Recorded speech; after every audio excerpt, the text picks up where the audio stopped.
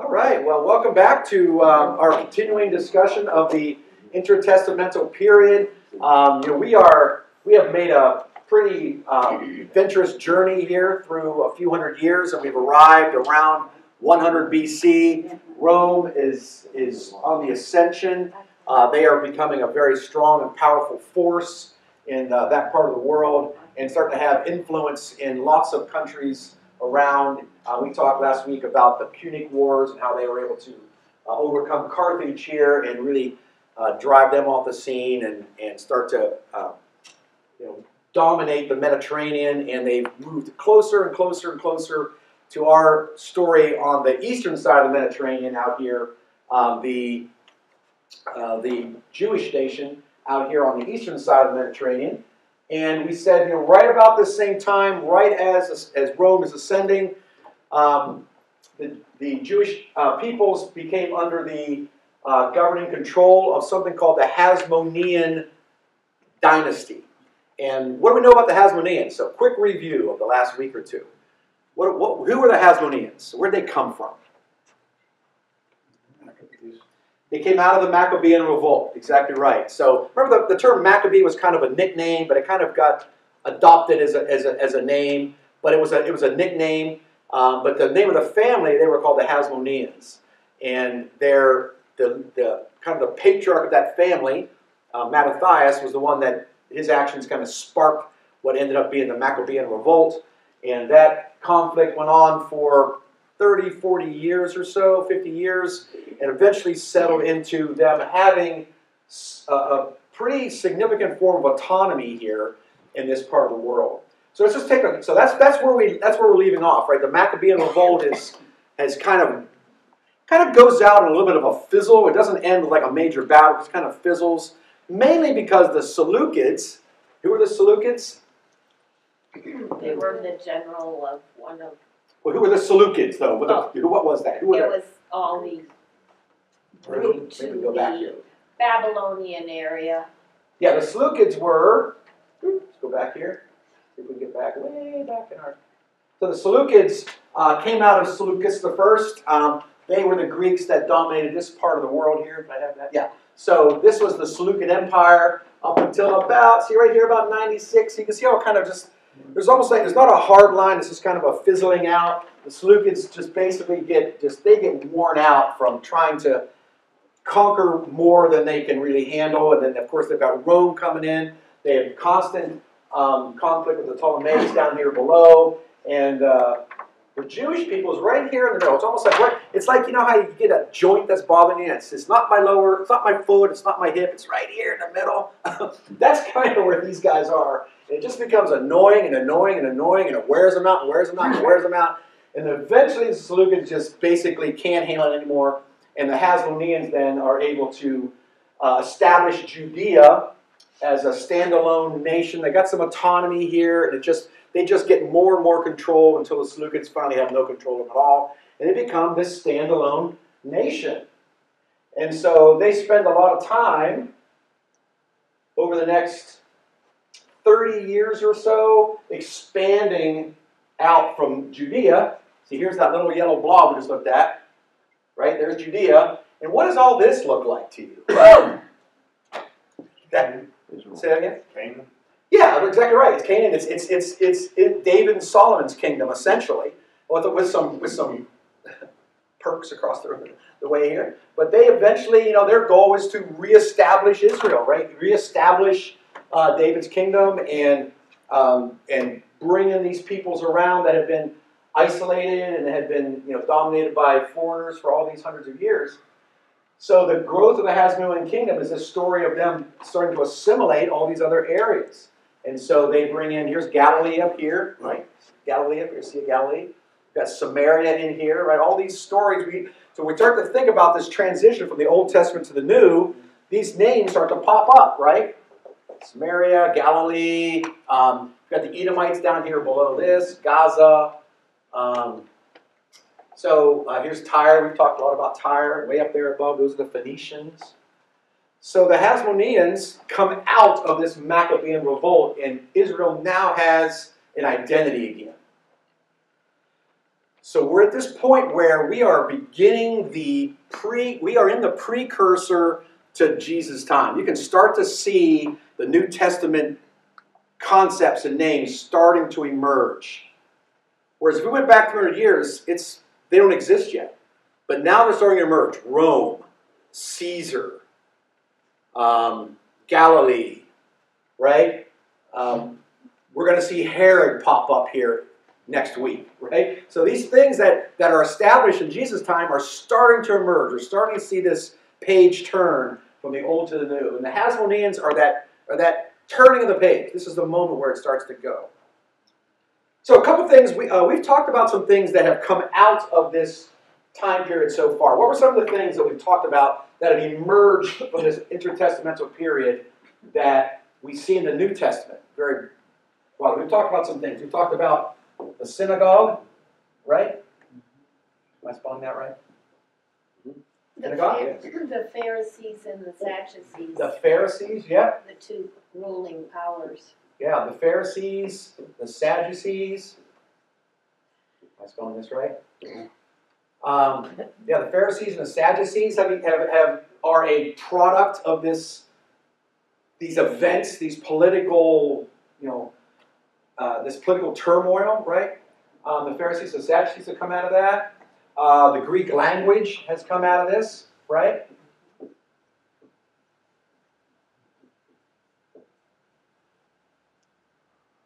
What else has come out of this? Yeah, a high priest that was politically appointed rather than... Yeah, that's right.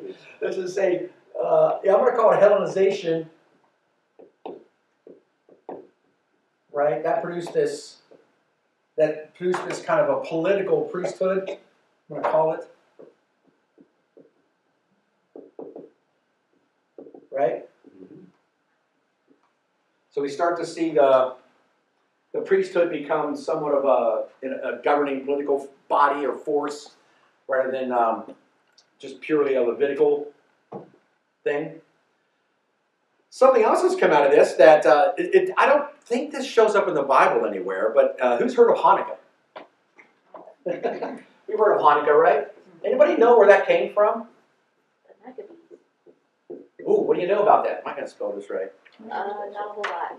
What do we know? I just know that it's like the celebration of the retaking of Israel, isn't it? It is. Yeah, it is in that context that we have established. We've established God's people have thrown off this oppressor who's trying to destroy the religion. Yeah, Jim. There was a legend that they had a candelabra and they didn't have enough oil to keep it lit. That somehow the oil kept getting replenished and stayed lit the whole time. Yeah, that's it. I kind of equate this to the feeding of the 3,000, right? We just have a couple loaves and fishes, but it just keeps going and keeps going and keeps going. This is kind of a parallel to that, and this story is told in the books of 1st and 2nd Maccabees, which we know were not canonized by the Jews. So these are events that happened during this time. They were recorded here. These books recorded that, but they did not take those writings as scripture. They're more or less historical renderings of what happened. But the idea was when Antiochus IV Epiphanes went in there and slaughtered the pig on the altar and tore down some walls in Jerusalem and really started to stamp out Judaism, he defiled the temple, right? Remember the lamp is always running in the temple, right? So they had the oil that the priests used to keep the lamps running in the temple. Well, he defiled all this stuff. So then when the Maccabean revolt concludes and they retake the temple, they try to what's the word I'm looking for when you consecrate the temple again, right? They couldn't find any undefiled oil. All they had was enough oil for the lamps to run for one day. But they actually ran, they get the oil, they get the lamps lit, and the lamps run for 8 days.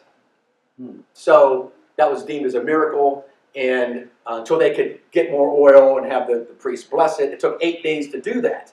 You just don't go down to Dollar General and buy 3 gallons of lamp oil, right? I mean, so there was a whole process to have that done. So that took 8 days. Well, the lamps ran for 8 days, so they viewed that as God's miracle that we have, we are reborn. So the holiday of Hanukkah is a reenactment or that. That's why you have the different days and things like that. So it's interesting. Hanukkah comes out of this. Although I'm pretty curious. I don't have any record of Jesus and his followers observing that. Am I missing something? I haven't seen it. That's kind of interesting. So again, it's tied to the first and second Maccabees, but those weren't canonized, so do with that as you wish. But that's where Hanukkah comes from, if you ever wondered. That came out of this story of the Maccabees regaining control. Yeah, Jim? Do you know when Hanukkah first started being recognized as a Yeah, celebration? that's a really good question. I don't have that, and I didn't really study the history of the holiday becoming something. I think it was later. In fact, I don't know. I don't have the answer to that. Maybe I'll try and get an answer to that when it started to become. I would probably project it later because there's a whole history, and I wish we had a whole other quarter because I think what would be kind of be fun, interesting, would find out what happened to the Jewish kingdom after Jesus. Yeah. That's a whole another study in itself. I don't think we're going to have time to jam that in. Dale's going to take the class for us next week, and because I'm going to be gone. And there is, he's going to show a video, and there is a section I think where they talk about what happens to Jerusalem at the end there. But that whole study there, I think it's after that. That it's more or less like how do we embrace our heritage, because now we don't have a nation at all anymore after the Romans are done with their thing. But yeah, it'd be an interesting study of what happened to them afterward, how these different traditions came about. So the Hasmonean kingdom, so the Hasmonean dynasty. So it really brings up a question now: is how did Rome come to be in control of Judea by Jesus' time? Because we're about 100 BC. Rome is over here, inching its way across. And you might recall, they've been invited into most of these places. Remember, we talked about that? The Ptolemies, remember that? The Ptolemies were fighting with the Seleucids, and what did they do? They rang up Rome and said, "Do you come help us out?" Sure! So Rome comes across and starts, because the Seleucid kingdom had come up here into Asia Minor, right? So they attacked from this side. So it's like an expansion of opportunity, right? They see all these people fighting over here in Asia, and they just keep inching that way. So they're moving that direction. But right now, we've got some autonomy here. We're a small country, surrounded by some pretty big folks. The Ptolemaic Egypt, Seleucids to the east, Rome's coming in from the west, but we're just kind of doing our thing. And they are a ruling dynasty of Judea from about 140 BC to technically about 37 or so. That's when Herod comes in. But 63 is when the Romans start coming in and doing their thing. So the Hasmoneans are from about 140 BC. This is when we start to establish this dynasty that's a Jewish dynasty. So between 140 and 116, they're ruled kind of semi-autonomously from the Seleucids. And then from about 110 BC, with the Seleucids disintegrating, they get further autonomy and begin this expansion. So about 110 is when they start expanding into Perea, Samaria, Galilee, Etruria, and things like that. Then the Hasmonean rulers, the people that were kind of ruling this body, this group, they call themselves kings somewhere around 100 BC. That's where they starts to crown himself. Okay. You see that? Do we see repeating patterns of how people act? Is anybody picking up on that? So they take the title, the Greek title of Basileus, which is king. They call themselves, again, the Hellenization. They're going to call themselves the Greek word for king. And this man by the name of Simon Thassi, he establishes the dynasty. He's a descendant of Mattathias, the guy that kicked off, let me spell this guy's name right, Thassi, Thassi. He is the guy that starts the Hasmonean dynasty, really establishes that as what will eventually be an autonomous force. This is about 2 decades after Judas Maccabees defeats the Seleucids in that great battle in 167. So they hang on here, and there's other people emerging now. The Parthian Empire starts to emerge. The Parthians come in and actually do some damage later. We may look at that here at the end.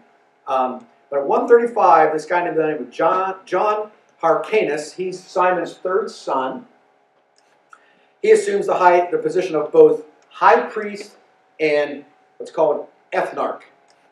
So it's funny, we think in pretty clear terms, right? We have a president, or we have might have a prime minister, or we have these kind of defined terms. A king, I can kind of visualize what that means. They had a very gray, strange layers that don't really understand. Like the term tetrarch. You ever heard the term tetrarch before? Yeah.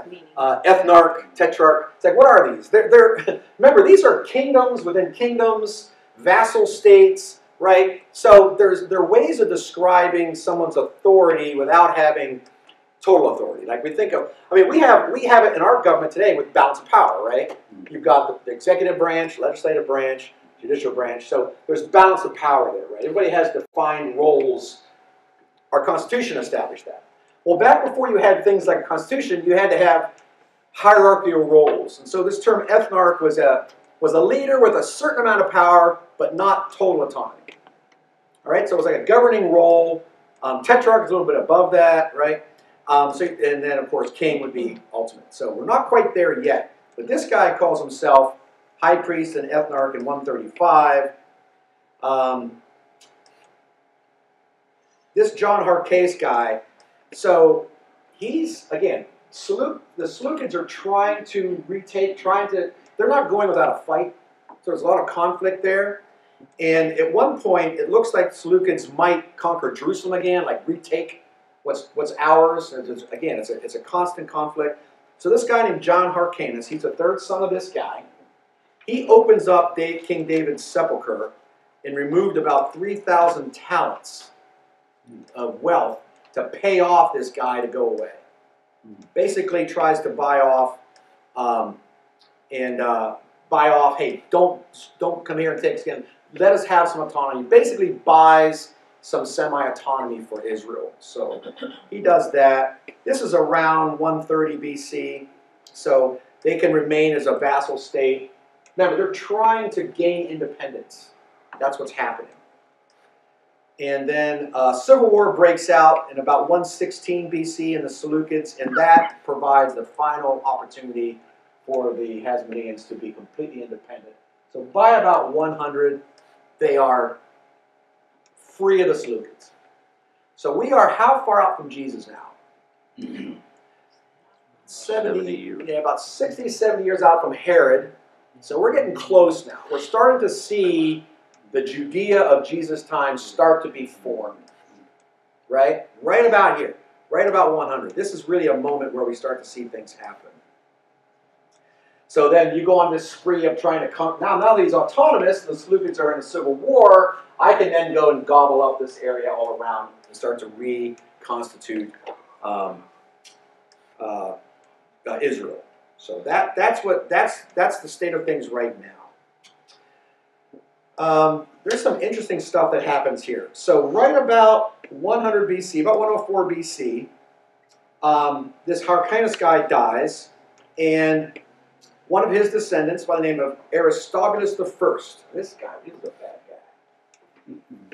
These are leaders of the Jewish people with these Greek names, right? So we got to kind of get our head around that. This guy, Aristobulus, calls himself Aristobulus the First. Doesn't that sound like a Greek king? Mm-hmm. He's a Jewish guy, right? I mean, we see them by now taking on the behaviors of the Greeks. They've been Hellenized for 220 years. Multiple generations growing up in this, right? He's the descendant of this Hyrcanus guy who has fought to grow the kingdom, right? He now assumes power, and he jails his 3 brothers and his mother. We see the same type of behavior the Persians were doing? Remember we talked about the one guy, that Persian king that killed 150 of his brothers? Make sure there's no threat. Same thing. He doesn't kill them. He throws them in jail, including his mother, and he allows his mother to starve to death. He's not a good guy. allows her to starve to death in jail, puts her in jail and orders she not be fed. Okay? So, this is how he comes in possession of the throne and really becomes now the first to take the title of king. He calls himself king. He has taken advantage that they are independent now. There's no real threats around us. Takes it on, and then he's the one that eventually conquers Galilee. Good news is, within about a year, he dies of a very painful illness, so he gets what's coming to him. And so now his brothers are freed from prison, but by this point his mother is died. But they're freed from prison, and one of them, Alexander Jannaeus, he reigns as king from 103 to 76. Alexander Jannaeus. Maybe see, they've just taken on all these Greek names. He's called himself Alexander. Do we see that happening here? I mean, they have really embraced this Greek form of culture and leadership and monarchy. If you can't beat them, join them. Yeah, that's pretty much it. Yeah, I'm one of you. I'll give birth again to the name Alexander. I'll be the new Alexander. I mean, you're hanging out down here in Israel. The big scheme of things, it's not a very big place, right? But he's playing the game. Yeah, you're right. He's playing the game. So, so he's one of these guys that got out of prison. During his reign, he again expands more. He dies during a battle out there trying to conquer some area. But before that, apparently, this was not a very good guy either. There was some rebellions. Now remember, if you're think about the Maccabean revolt. Think back to this Maccabean revolt of 160 BC. What was the reason for that? Throw off the invaders. Throw off the invaders, but what was the spark of it? They had been conquered for hundreds of years. What was the spark? Spoiling the temple. Trying to stamp out Judaism, trying to turn them into a polytheistic people, right? Trying to eliminate the Jewish religion. So it was a war. It was a righteous war, right? It was to regain, our right to have our religion. It was a holy war. When we start going forward, we find out these leaders that's not what they're interested in. They're interested in conquests and being king, and obviously they're corrupt. And this guy, so rebellion breaks out. This guy crucifies. This guy right here, crucifies, how many here? I got it written down. 800 Jewish rebels in Jerusalem. Wow. These are good guys that are running this thing. Now, they happen to be the instrument by which this thing reestablishes, but we're going to see that crumbles here soon. But these were once they assumed power, they seem to forget all about what we were doing here, and it's all about, establishing my reign and squishing any threat to my position. Yeah. Isn't he the one that his wife became queen after? Yeah. Okay. Yeah, that's what I wasn't sure. I couldn't remember. I know so much for the Jewish religion, right? Now we have a woman queen. Yeah, exactly right. So I think this is the guy. So so he dies during this siege out here trying to conquer something, right? But when he dies, his wife Salome Alexandra. So again, taking it, she becomes she's basically a regent, Jewish queen. During this period from 76 to 67. So for about 9 years, she is the regent queen, basically. That means you must have a small child that we're waiting to bring up. Yeah, exactly right. So Salome Alexandra, she reigns from 76 to 67, and it kind of calms down here. It seems like that provided a calming force. And during her reign, her son Hyrcanus II, he becomes high priest, and then was named her successor as he comes of age. So this is when we start a moment of, so for about 9 years, things look pretty good. What happens now when these kids get older? The boys get older? They're nasty. They start fighting with each other. So there's these two guys that come up, these two sons to come up, and they then start to jockey for who's got preeminence here. And who's going to take over authority. And a civil war breaks out again, trying to establish control and the throne of the Hasmonean dynasty. They call it. This thing lasts for about 100 years, but they call it a dynasty. And now remember, the Romans are getting closer and closer. The Romans are conquering this area up here. Should have put to slide in. Sorry, I got to skip around here. We're starting to conquer this area here, right? The Romans are coming down this way. They're actually, by this point, the Romans are really giving the Seleucids a hard time in Syria and conquering this whole area here. And this guy named Pompey the Great, he's roaming around. He's a general, Roman general. He's doing a lot of damage, just slicing up the Seleucid Empire over here. So when this civil war breaks out in Israel, one of these guys writes Pompey, who's campaigning over here, this guy, he's a Roman general, writes him and says, why don't you come down? Actually, he bribes him. He says, here's some money. Why don't you come, help me defeat my brother and put me on the throne. Now, Pompey is campaigning all through Syria, conquering Seleucid territory, and this guy calls up and says, we got a civil war. Would you come put me on the throne? What do you think he says? Yes. Yeah, no problem. Shows up down there and then makes his decision about, since you invited me in here, right? And so then it's just like, whoa, the Romans are coming in. And this just kind of goes off the rails, right? I mean, we weren't expecting you to come in and take over the city. And they come in, they basically say, all right, we're going to put an end to this, have some calmness down here. You're going to kind of be we're not going to, they don't conquer them yet, but it's one of these things where we're going to just put an end to this and you just pay us tribute and we'll leave you alone. You don't want us to come back, kind of a situation, right? And so this happens in 63 BC. Pompey comes in here with an army into Jerusalem. And this is how the Romans get there. How did they get there? How did this happen? Yeah, we invited him in. We invited him down. Why did we invite him down? So he could win. So I could get the throne. And in turn, it didn't quite work. Yeah, it didn't quite work out very well. But this is how the Romans end up down there. So it's when you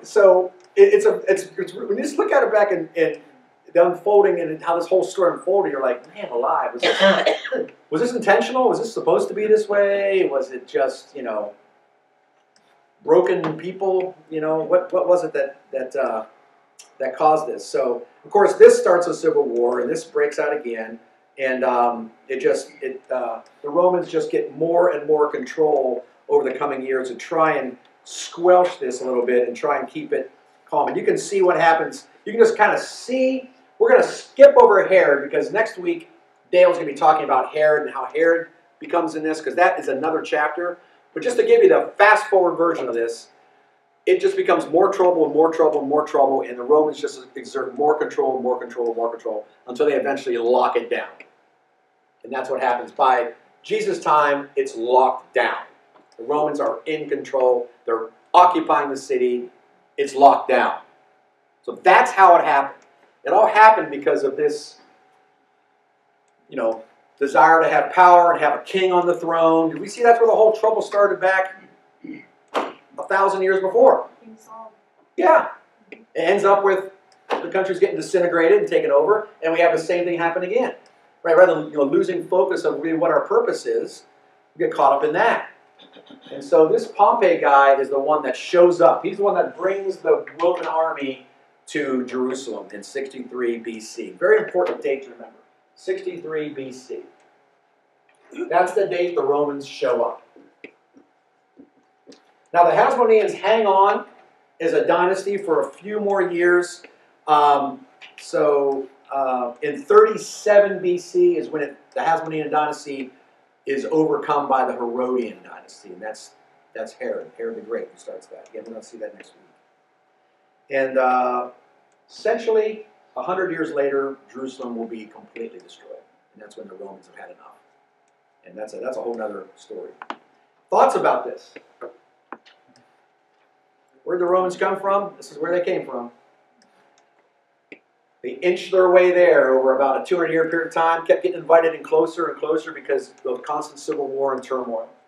Now, if there's ever a lesson for a people, a nation, don't we see this in the scriptures, especially in the Old Testament, where they say, don't make these treaties with other nations, and don't get involved with them. Remember? Set yourself apart. Yeah, Mike. You mentioned this one guy, Alexander, Jonas, whatever, he crucified 800 or something like that. Is that when crucifixion was introduced? Well, I think the Romans had this in place for quite a while. Oh, Right? because I was wondering if when the Romans came in, and I know the Romans perfected. They didn't get it from us. They didn't get it from the Jews. I think it was like, that's a pretty good practice. I think I'll try that. Yeah. It was one of those things. Yeah. Yeah. I mean, again, this is a war. You know, again, there's commerce. There's people moving around. There's wars going on. These practices are picked up. You know, in fact, as the Romans came across, they picked up the Greek language and left that language in place. Right? They didn't replace it with Latin in these conquered lands. But crucifixion is one of those things that gets picked up by others along the way. Because if you think about crucifixion, what is that? Besides a form of execution, what is that? Way to control the masses. Yeah, and how does it control masses? Because nobody wants to be crucified. It is so painful. Well, it's painful, but is it done in a dungeon? Public. It's public. Yeah. I mean, it's the public hanging of the day. Public torture. Yeah, torturous public execution.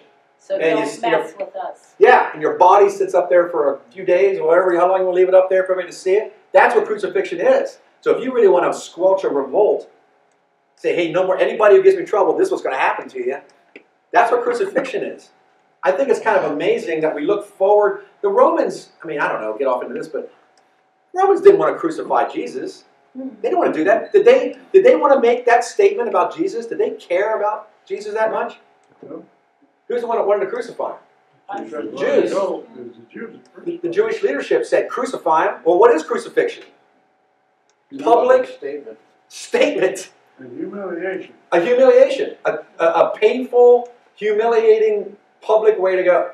So, hey, you follow this Jesus guy, this might happen to you, right? So it's the same, man, if we look forward to Jesus' time, that's what it is.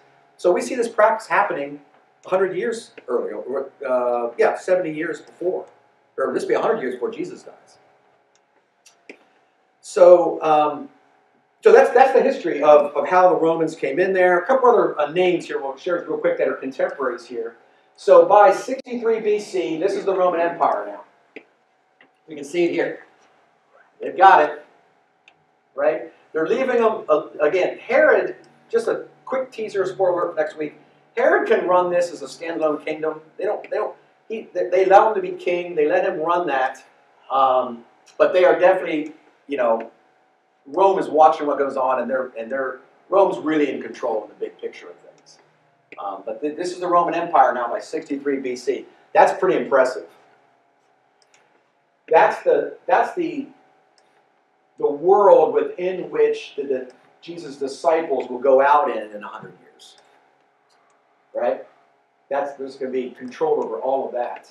You've got desert down here, right? This is just wilderness down here. This starts to get out into crazy town out this way. It's kind of nuts. Asia Minor, Greece. Obviously, he goes to Rome. It's this guy. Anybody hear of this guy? Yeah. When we read in the New Testament where it says, render unto Caesar what is Caesar's, who's that talking about?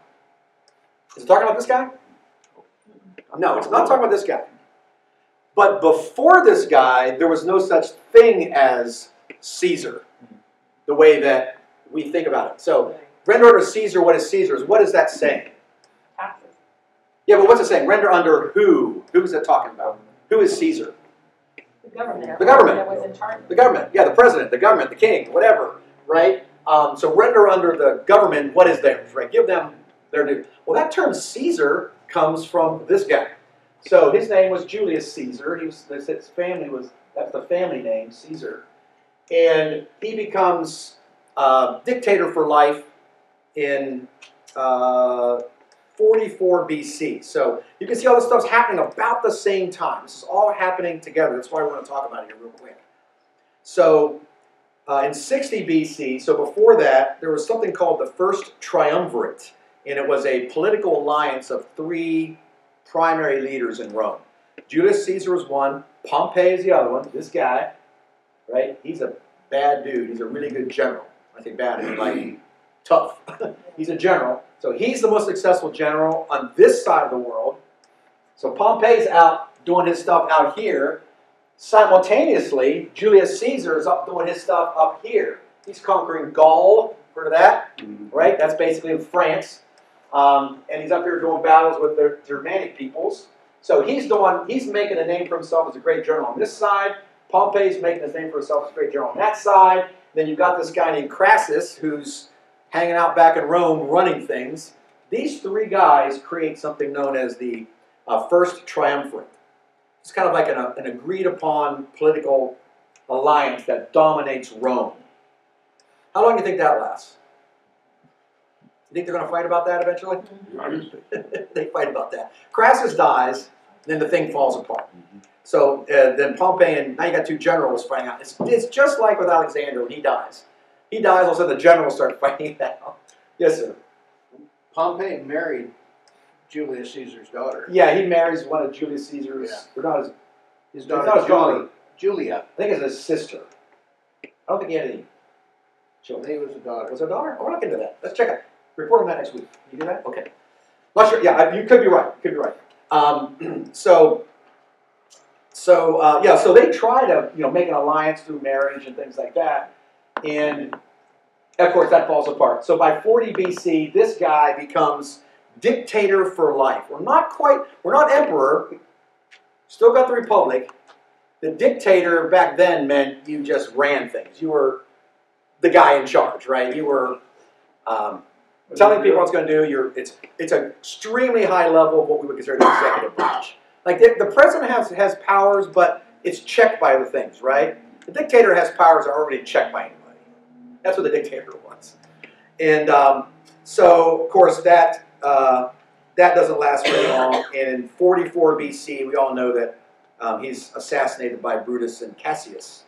I don't know if you remember, but about a month and a half ago, we talked about the Roman Republic forming in 500 BC. Anybody remember that? That it used to be had a monarchy, and in 500 BC, the Romans threw off that and started to replace it with a republic. This Brutus guy who's one of the guys who kills Julius Caesar, is a descendant of the Brutus that led that revolt back in 500 BC. Mm-hmm. In fact, tell you a little bit about the pressure this guy was under to do this. People back then would broadcast their thoughts with graffiti. They would go out and paint spray cans back then. They would paint, on the walls and on buildings. That was their way of protesting, right? And this Brutus guy had things painted on his house. Remember your ancestors. You're no Brutus. That type of thing. Because his ancestor from years ago had led the revolt to throw off the king and institute the monarchy, and now here you are, Julius Caesar becomes A king. Dictator for life, right? So now you've got this force to go, and your job, Brutus, is to eliminate that, right? So that's how he gets caught up in that. It's just, I think it was an interesting tie-in with history there. A lot of pressure there to live up to the family name, I think. And so, of course, a new series of civil wars breaks out, and eventually, so Julius Caesar posthumously had adopted this guy, Octavian, as his adopted son. And so he takes on the name Caesar. He's not a descendant of his or anything, but he takes on this name. And I don't know if you know the story of Julius Caesar, but he's assassinated, but the people actually get riled up and support him and his followers, and the people that assassinate him get overthrown and get killed. And so it's really popular to take on the name Caesar. I am the new Caesar, and this becomes the first emperor of Rome, Augustus Caesar. He calls himself Augustus. I think it's kind of interesting. Julius, does that sound like anything to you? John. Augustus, sound like anything to you? August. If you ever wonder where the names of the months come from, August. that's where they come from. Yeah. So kind of interesting. So he becomes the first emperor of Rome, and last piece of trivia before we round off today, he is emperor when Jesus is born. So he becomes emperor in about 40 BC. 40 BC, he becomes emperor, and he is still alive and emperor when Jesus is born. His descendant, Tiberius,